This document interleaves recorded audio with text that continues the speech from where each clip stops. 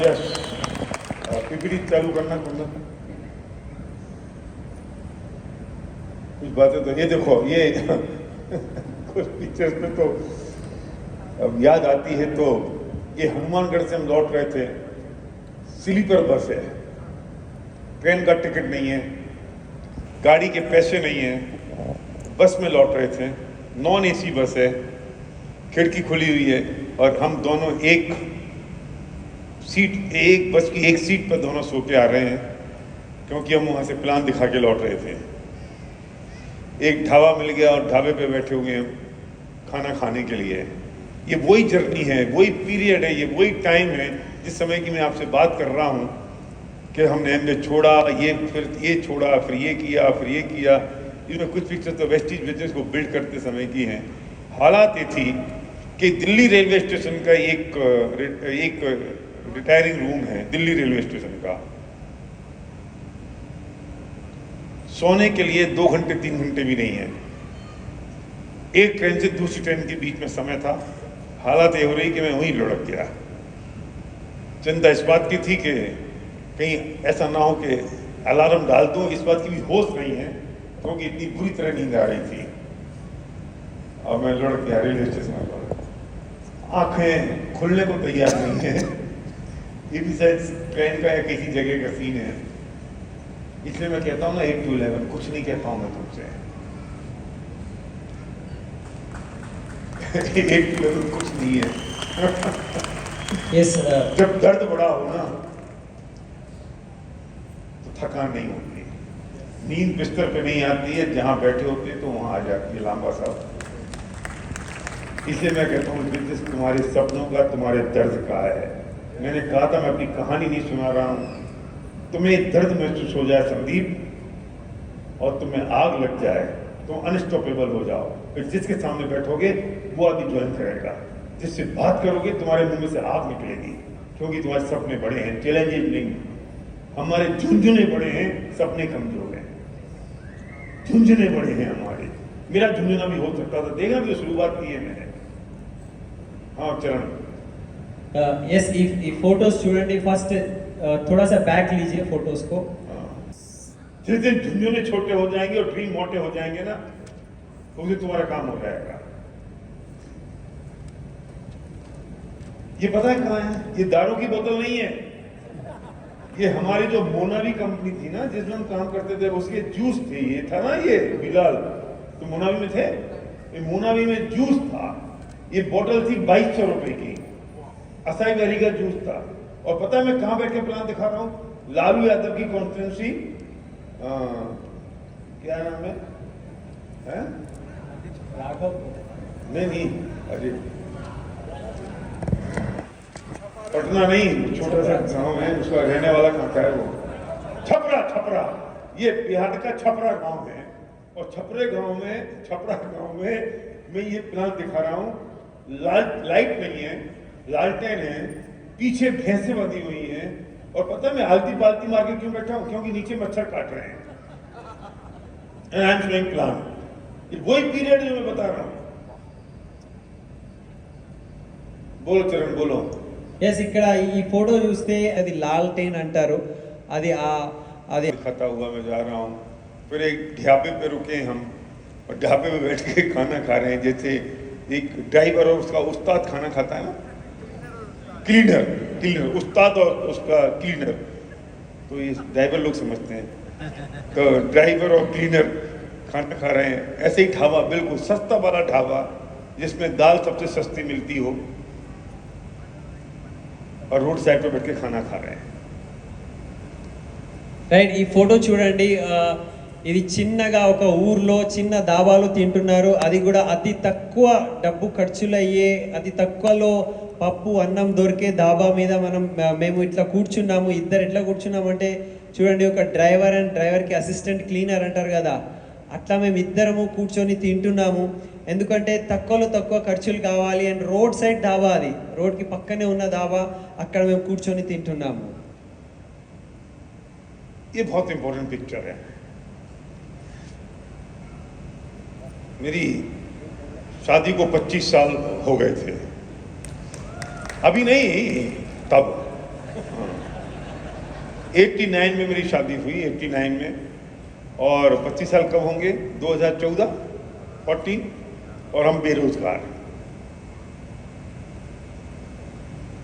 हर बच्चे की इच्छा होती है कि वो अपने पेरेंट्स की 25th मैरिज एनिवर्सरी सेलिब्रेट करें। सर्वज्ञ के पास उसके जो कॉमन फ्रेंड्स हमारे थे, मेरे उसके फैमिली फ्रेंड्स, उसके दोस्तों के मैसेज आ रहे थे कि सब बराबरी के होते हैं कि अपने पापा की 25th एनिवर्सरी हम यहाँ मना रहे हैं, हम यहाँ मना रहे हैं, हम उस होटल में, उस रिसोर्ट में, आप लोग आओ, आप सेलिब्रेट करने के लिए आओ। हमारी भी आ गई। हमारा कोई काम नहीं, हम बेरोजगार। ये घर में अंधेरा किया,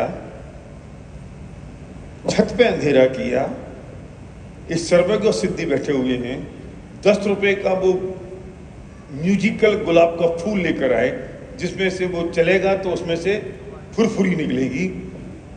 उस ढंग से मनी थी एसपी भारल की 25th मैरिज एनिवर्सरी। हम दोनों बैठे हैं, एनिवर्सरी मना रहे हैं, क्योंकि पैसे नहीं है। ये छत है, छत, टेरेस, हमारे फ्लैट की टेरेस, उसमें फुग्गे गुब्बारे लगा दिए और साथ में चॉकलेट का वो रखा हुआ है। और हम छत पे बैठ के ये 25th इस पे लिख दिया कैंडल से। वो मैं वहाँ बैठा हूँ, सर्वज्ञ वहाँ बैठा है, सिद्धि बैठी और संध्या खड़ी है और हम इसे सेलिब्रेट कर रहे हैं।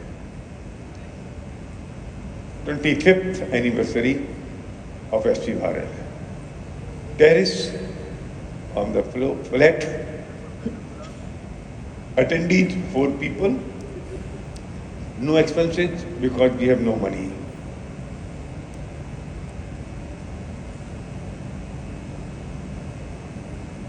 यस, దీనికన్నా इससे थोड़ा पहले वाला फोटो दिखाइए please, slide. So Baril sir వాళ్ళది పెళ్ళి 25 ఇయర్స్ అంటే సిల్వర్ జూబ్లీ అంటారు దానికి.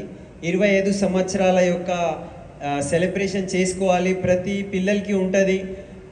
మా అమ్మ నాన్న యొక్క ఈ సెలబ్రేషన్ చేయాలి, పెళ్లి రోజు సెలబ్రేషన్, ఎందుకంటే 25 సంవత్సరాలు కంప్లీట్ అయినాయని. సో సర్వజ్ఞ సార్ వాళ్ళ యొక్క ఫ్రెండ్స్ ఉంటారు. సో వాళ్ళ ఫ్రెండ్స్ వాళ్ళ అమ్మ నాన్న ఇట్లాంటివి యానివర్సరీ సెలబ్రేషన్ ఒక హోటల్లో, ఒక రిసార్ట్స్లో చేసుకుంటూ ఉంటున్నారు. ఇన్విటేషన్ వచ్చింది. కానీ ఇప్పుడు మా దగ్గర పరిస్థితి ఎట్లా ఉన్నదంటే ఏం డబ్బు లేవు మా దగ్గర. ఇప్పుడు ఏం చేయాలి అనుకుంటే అది ఒక 10 రూపాయలది, అది ఒక క్యాండిల్ దీపం లాగా ఉంటుంది, అది 10 రూపాయలది ఉంటుంది, మ్యూజిక్ వస్తుంది దాంట్లో. అది తీసుకొచ్చారు వీళ్ళు. సో 25 సంవత్సరాలు కంప్లీట్ అయినాయి మా మ్యారేజ్కి, కానీ పరిస్థితి చూడండి, డబ్బు లేదు సెలబ్రేట్ చేసుకోవడానికి. 10 రూపాయలు ఒక దీపం తీసుకొచ్చారు. అండ్ మా ఇంటి ముందు ఫ్లాట్ మీద టెర్రస్ ఏవైతే ఉంటుంది కదా, ఆ టెర్రస్ మీద అన్ని ఆ బలూన్స్ ఇట్లా పరేసి, అండ్ ఒక చాక్లెట్ సిరప్ ఉండే మా దగ్గర. ఆ జస్ట్ క్యాండిల్స్తో మేము సెలబ్రేట్ చేశాము. ఓన్లీ 4 ఉన్నాము. 4 ఎందుకు ఉన్నాము అంటే మా దగ్గర డబ్బులు లేవు, అండ్ మేము నిరుద్యోగి, అంటే పని కూడా లేదు, సో డబ్బు కూడా లేదు. అందు గురించి మేము ఏం సెలబ్రేషన్ కూడా చేసుకోలే అప్పుడు. ఇది ఎప్పటిది మాట అంటే 2014, ఓకే, 2014 విషయం ఇది. ये विवेक जैन है और हम एक विवेक का उस दिन बर्थडे था। हम पंजाब में मीटिंग कर रहे थे, लुधियाना में। विवेक मेरे होटल में आया, मेरे कमरे में आया। मैंने कहा विवेक तेरा बर्थडे है, अब और कुछ नहीं है, हम कमरे में ही सेलिब्रेट कर लेते हैं। और हमने विवेक का बर्थडे अपने कमरे में सेलिब्रेट किया। और मैं घर से कुछ वो लड्डू लाया था, लड्डू, उस लड्डू को ही चाकू से काटा, आधा उसने खाया, आधा हमने खाया, और हमने होटल के कमरे में उसकी बर्थडे सेलिब्रेट की।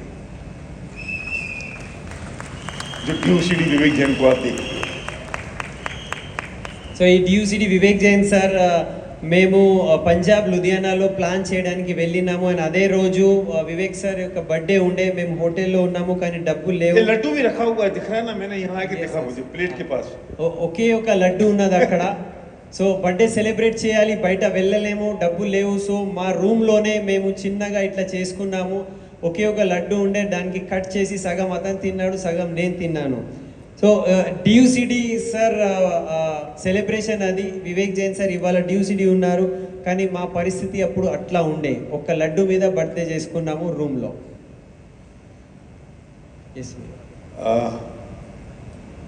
ये मैं मेरे चेहरे पे कुछ प्रॉब्लम थी स्किन की, शेविंग कर ली, बड़ी दाढ़ी हो गई, और मैं ये मेरा हुलिया था उस वक्त का।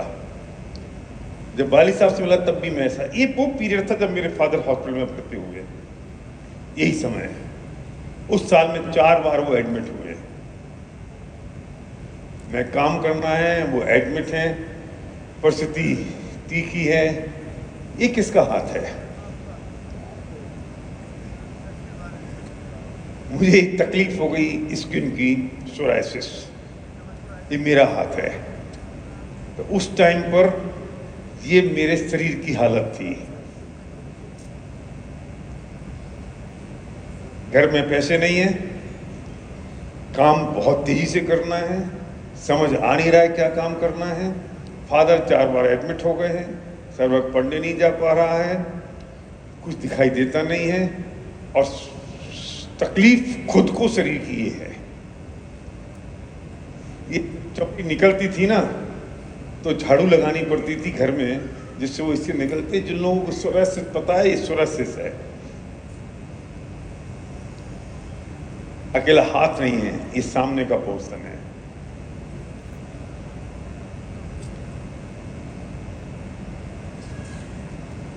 ये मेरी फोटो है। ये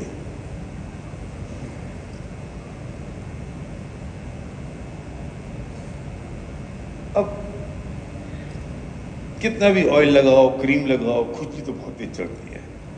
मैं किसी होटल में रुकता था, और जब वो नीचे आ जाता था तो हाउसकीपिंग वाला क्या सोचेगा, तो मैं अपने पैर से उसको फैला देता था। मैं किसी के घर पे प्लान दिखाने जाऊं और मुझे इरिटेशन हो, मैं खुजाऊं नहीं, चलता नहीं है, खुजाऊं तो उसके घर पे स्किन गिरती है। मैं किसी से नहीं कह सकता कि मुझे तकलीफ कितनी है, मैं संध्या से भी नहीं कह सकता, बच्चों से नहीं कह सकता। मैं संध्या से कहूं तो वो डिप्रेशन में चली जाएगी, मैं बच्चों से कहूं तो बच्चे दुखी होंगे, मैं माँ बाप से कहूं तो वो परेशान होंगे।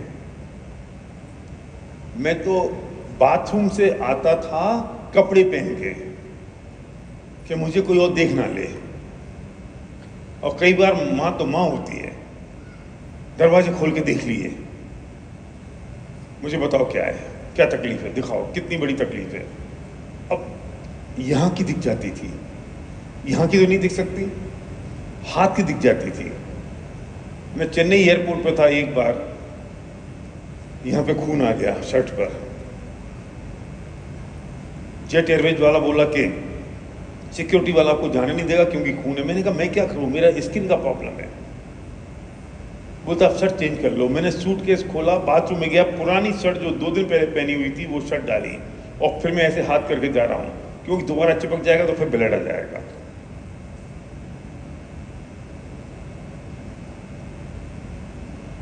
मैं मीटिंग करता था तो मेरे हाथों में यहाँ पर चमड़ी उखड़ती थी, तो मुझे शर्म आती थी कि मैं अगर ऐसे हाथ करूंगा तो लोग समझेंगे क्या हो गया। तो मैंने कहा मैं शर्म करूंगा तो काम कैसे करूंगा। मैं मीटिंग शुरू करने से पहले कहता मेरे हाथों में एलर्जी है, यहाँ से चमड़ी निकल रही है, कभी खुजली हो रही है, तो आप कोई बात का विकल्प मत करना, परेशान मत होना, मैं टेंशन फ्री। नहीं तो मैं ऐसे हाथ करने में घबराऊंगा, मैं ऐसे हाथ करने में घबराऊंगा, कोई मेरे से हाथ मिलेगा तो तकलीफ होगी। लोग तो बहुत एक्साइटेड है, मैंने काम करना शुरू कर दिया। एक दिन ऐसा नहीं किया कि मैंने एक मीटिंग या एक ट्रैवल प्लान कैंसिल किया हो क्योंकि मुझे इतनी ज्यादा तकलीफ है, मेरे पूरे बड़ी शरीर में से खून निकल रहा है। और क्यों कैंसिल नहीं किया कि अगर मैं एक दिन भी कैंसिल कर दूंगा एक प्लान तो मुझे झुंझुना मिल जाएगा कि I have some problem, what to do. वो झुंझुना बजाता रहूंगा मैं, और फिर मैं मीटिंग कैंसिल कर दूंगा, बिजनेस कैंसिल कर दूंगा, मेरे से काम नहीं होगा। बच्चों को ये पता नहीं चलना चाहिए कि पापा को इतनी तकलीफ है और इसलिए वो नहीं जा रहे हैं। उनको महसूस नहीं होना चाहिए, पत्नी को पता नहीं चलना चाहिए, नहीं तो फिर मैं काम कौन करेगा? शरीर अपना काम कर रहा है, मुझे अपना काम करने दो।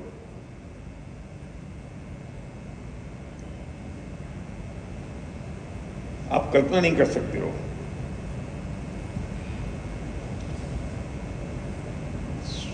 गूगल कर लेना, सोराइसिस में लोग सुसाइड कर लेते हैं, ये वो तकलीफ है।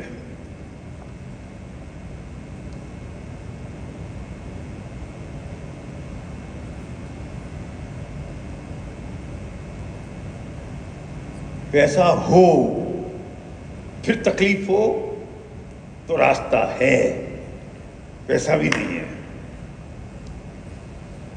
काम भी करना है और शरीर की हालत ये हो। मेरे ससुराल वालों को पता ना लग जाए। लोगों ने बदनामी कर दी, सर्वक की शादी की बात शुरू हो गई, लोगों ने बदनामी कर दी। अरे वो एसपी भाई को जो तकलीफ है ना, वो संध्या जी को भी आ गई है और फिर बच्चों को भी आ जाएगी। आपके बहुत अच्छे ऐसे दोस्त हों तो आपको दुश्मनों की क्या जरूरत है?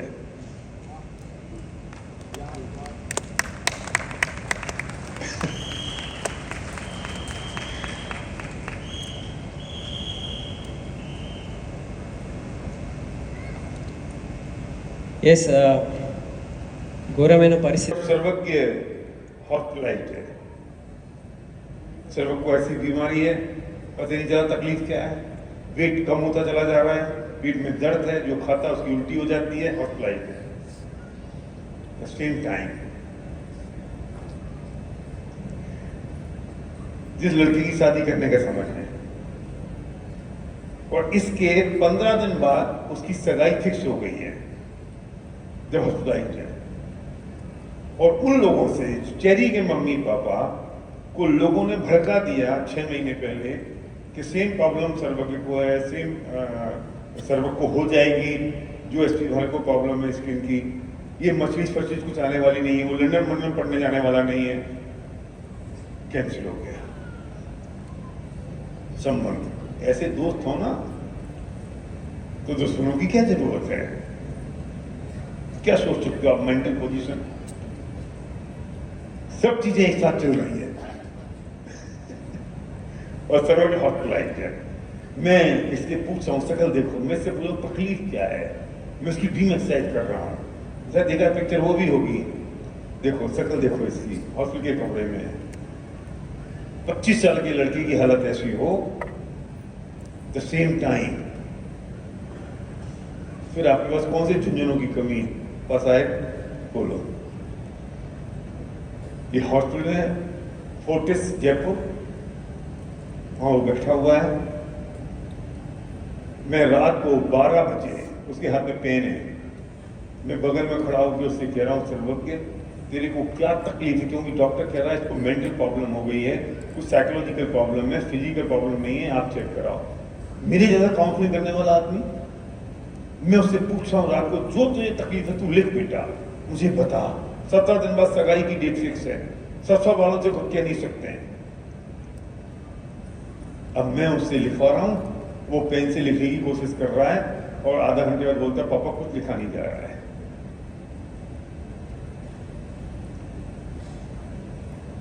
डिस्चार्ज हॉस्पिटल से। बोलो सलीम साहब, बोल चरण बोल यार। Yes, मैं इस वाले में तुम्हें गैप भी नहीं आता मेरे को ना। సో సర్వజ్ఞ గారు అప్పుడే హాస్పిటల్ पता नहीं बीमारी क्या है। రిటర్న్ వచ్చినప్పుడు ఫోటోస్ ఇవి వెల్కమ్ చేయడానికి సిద్ధి గారు పెట్టినారు ఇట్లా।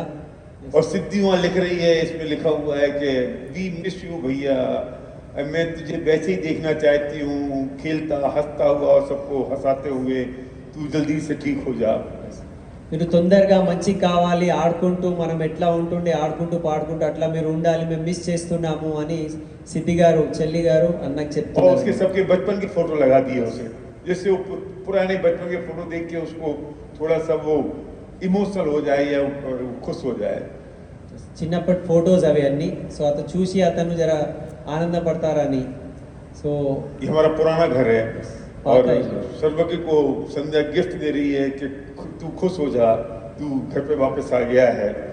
और मैं बगल में बैठा हुआ हूँ। నేను పక్కనే ఉన్నా, మేడం గారు వెల్కమ్ చేసి గిఫ్ట్ ఇచ్చారు, అతను జర ఖుష్ కావాలి, ఆనందపడాలని. हम उसको घर बोतल डिप लगा रखी है घर पर ही, क्योंकि डॉक्टर से हम कहा कि अब तो घर पे जाने दो, क्यों बिल बढ़ाते हो, हॉस्पिटल घर पे कुछ कर लेंगे। तो घर पे मैं ये सब सीढ़ी का जुगाड़ लगा के उसको डिप लगा रहा हूँ। సో ఇంట్లోనే ఇది డిప్పింగ్ ఇది అరేంజ్మెంట్ చేశారు, హాస్పిటల్ ఖర్చులు ఎందుకు అని ఇంట్లోనే ఇది చేస్తున్నారన్నమాట. सर सिद्धि उससे पूछ रही है, भैया तुझे क्या तकलीफ है, तू क्यों परेशान हो रहा है। సిద్ధి గారు అడుగుతున్నారు, అన్న నీకు ఏం పరేషాని ఉన్నది, ఏం తక్లీఫ్ ఉన్నదని అడుగుతున్నారట, ఏం ప్రాబ్లం అని. उसको बैठ के पानी पिला रही है। द सेम टाइम अब ये दिन थोड़े से चेंज हुए और होटल अशोका में मैं बैठा, सर्वज्ञ बैठा है, ये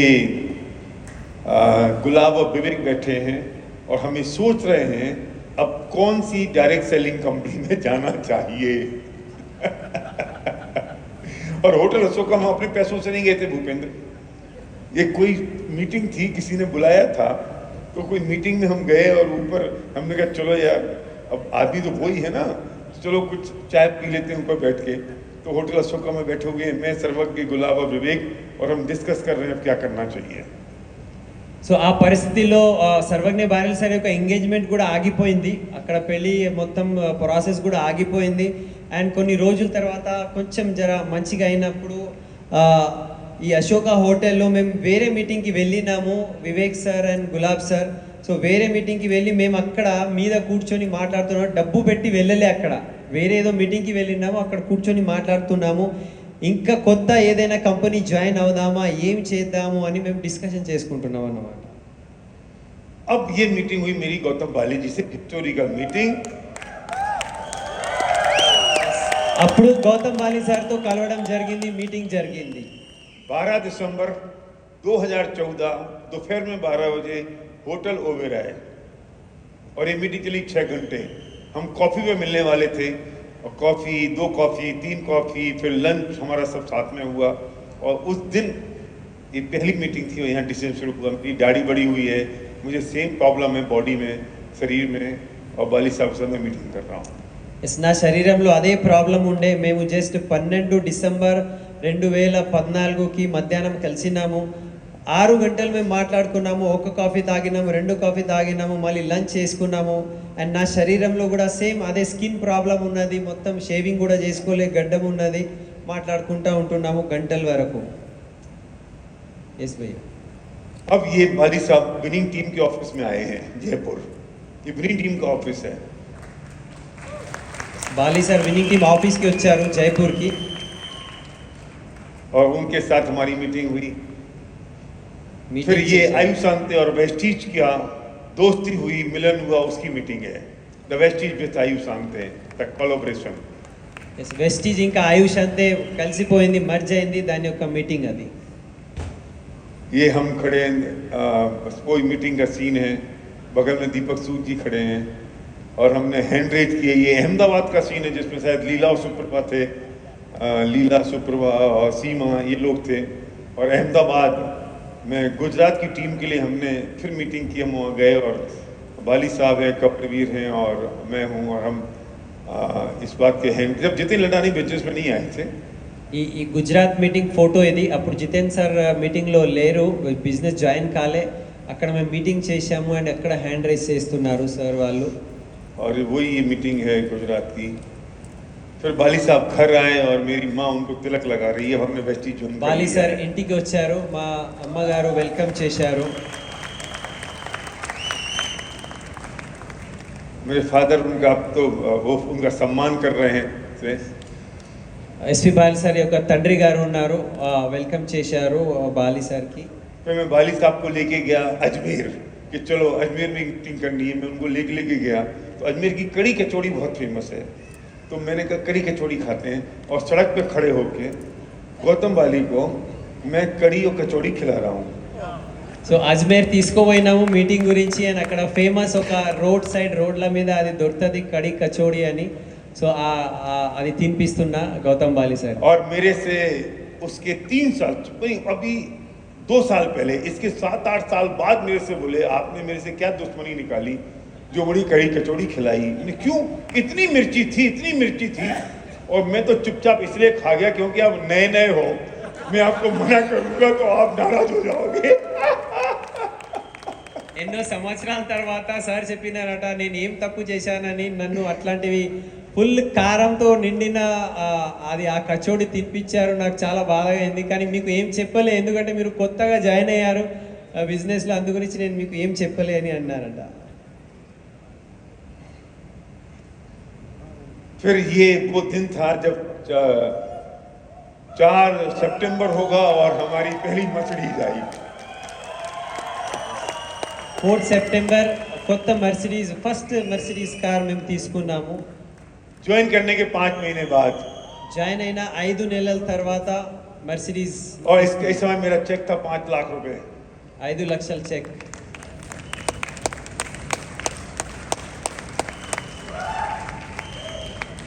दिन फिर गए. सुन बाबू सुन, तेरे दिन फिरने वाले हैं. अप्सरा इस बार खड़ी है, तिलक लगाने, मुंह मत फेर, तेरे दिन फिरने वाले हैं. సో రోజులు మారుతాయి చూడండి, రోజులు ఎట్లా మారినాయి. సో విను బాబు విను, మీ రోజులు మారుతాయని ఆ పోయం సార్ చెప్తున్నారు, ఆ కవిత. मेरे पेरेंट्स को मैं फिर मर्सिडीज में लेके गया. इतनी तकलीफ देखी, इतनी परेशानी देखी, इतना हमने सब कुछ देखा, तो मैं उनके साथ ट्रेवल पे गया. ఇన్ని కష్టాల తర్వాత అమ్మ నాన్నకి ఆ మెర్సిడీస్ కార్లో తీసుకుపోయినారట. फिर मेरी 50th बर्थडे आई, मैं 50 साल का हुआ. तो बच्चों ने फिर कहा कि हम 25th नहीं मना पाए, तो हम 50th बर्थडे मनाएंगे. और फिर सरप्राइज गिफ्ट किया. సో 50 సంవత్సరాల బర్త్డే, ఎందుకంటే అప్పుడు మేము యానివర్సరీ సెలబ్రేట్ చేయలేదు. సో 50 సంవత్సరాల బర్త్డేకి ఇది గిఫ్ట్ ఇచ్చారన్నమాట. और उस वक्त हमारे जितने भी क्राउन एंड अबव थे उन सबको हमने इनवाइट किया और अजमेर में उन्होंने प्रोग्राम किया. मुझे पता नहीं था, मुझे तो सरप्राइज था. और मैं अजमेर के रास्ते में हूँ. उस वक्त हम अजमेर जा रहे थे, ये उस वक्त का सीन है. సో ఇది సర్ప్రైజ్ మీటింగ్ ఉంటే అజ్మేర్కి తీసుకుపోయారు. ఆ దారిలో అన్ని ఫొటోస్ అక్కడదే అవి. ये 50th बर्थडे के कुछ पिक्चर्स हैं. 50th బర్త్డే ఫొటోస్ ఇవి అన్ని చూడండి. Surprise party. फिर हमने कुछ लीडर्स के साथ हम रणथंबोर गए, ये खेलते हुए, फिर सब लीडर्स मिले. ये एसपी भारल फैमिली ड्यू-सिटी सेलिब्रेशन. డ్యూ-సిటీ సెలబ్రేషన్ ఎస్పీ బాల్ సార్ది. ड्यू-सिटी सेलिब्रेशन पता है कितने लोगों में? 500 लोगों में. 500 మంది ఉన్నారు. వాళ్ళ ముందు ఈ మీటింగ్ సెలబ్రేషన్ చేశారు. Only with the 500 people. ये हैंड रेज हो रहे हैं. Hand raising. ये सारे लोग बैठे हुए. इंदौर में था पहला फैमिली रियूनियन, 500 लोग, 500. ఇందోర్లో ఫస్ట్ ఫ్యామిలీ రియూనియన్ 500 మంది ఉన్నారు. और इस फैमिली ने कैसे एक एक आदमी को बुलाया, किसी को पता नहीं था क्या फैमिली रियूनियन होता है, किसी को मालूम नहीं. एक एक को कॉल कर करके बुला रहे हैं, आ जाओ आ जाओ आ जाओ. और उसमें हम 500 लोग आए. ఎవ్వరికి తెలియదు అసలు ఫ్యామిలీ రియూనియన్ ఏముంటుందని. ఒక్కొక్క వ్యక్తికి కాల్ చేసి రావాలి రావాలి అని పిలుచుకొని వచ్చినాము, ఎందుకంటే ఎవరికి తెలియదు ఎఫ్ఆర్యూ అంటే ఏముండదని.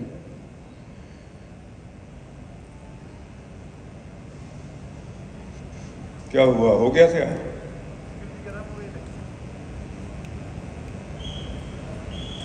हाँ ये तो वो सुनो, हाँ इसकी आवाज निकाल भाई. ये वो वीडियो है जब मछली जाई ना, उसका वीडियो, कार अनवीलिंग का. आवाज खोलना इसमें.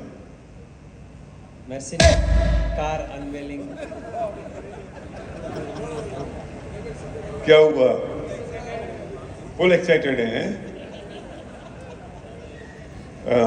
देखो तब भी मैं क्या बोल रहा हूँ सुनना. शुरू विजय अभियान किया है, लक्ष्य रहेंगे पूरा करके. अब हमने ये ठान लिया है, ठान लिया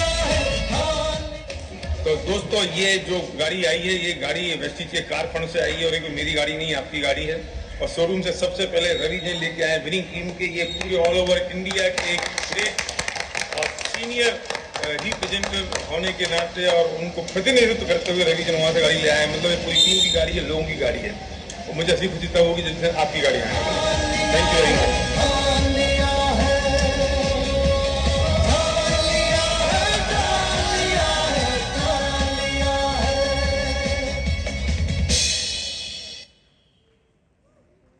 मैं तब भी ये कह रहा था कि लोगों की गाड़ी है मैं तब भी कह रहा था कि मुझे अब आपकी गाड़ी का इंतजार है सपना पूरा होना इसे कहते हैं कि आज हमने 145 गाड़ियों की रैली निकाली ఆ రోజు కూడా నేను చెప్పిన ఈ మెర్సిడీస్ నాది కాదు